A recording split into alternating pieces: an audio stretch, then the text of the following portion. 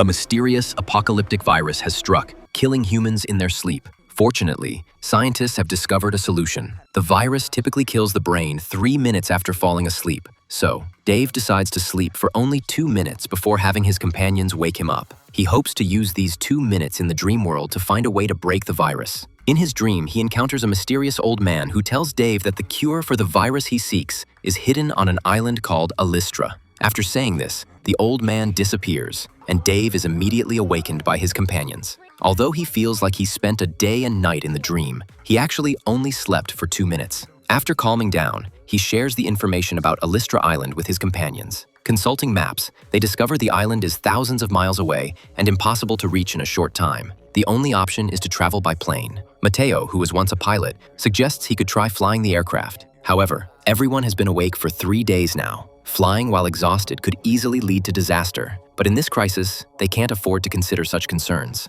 They gather large quantities of stimulants and head to the airport. They find a private aircraft, and Mateo, with his extensive flying experience, successfully takes off. The journey is tedious and boring as everyone struggles to stay awake. But Katie becomes so exhausted that she collapses. They must forcibly wake Katie, but despite using all their medications, Katie ultimately fails to regain consciousness. A sense of despair fills the entire aircraft. At this critical moment, they must continue staying awake, but pilot Mateo's vision begins to blur. He can barely hold on anymore. He tries every method to keep himself alert. Fortunately, after great effort, they finally spot the island. However, disturbingly, the island has no runway. Their only option is to make an emergency landing in shallow water. Although extremely risky, they have no choice. Miraculously, after violent turbulence, they successfully crash land. Everyone hurriedly climbs ashore. Deep on the island, they discover other humans. A man who calls himself the island's leader congratulates them on being safe. He explains that people can sleep peacefully on this island because it has a special protective barrier that shields them from the virus. They also encounter the old man from the dream,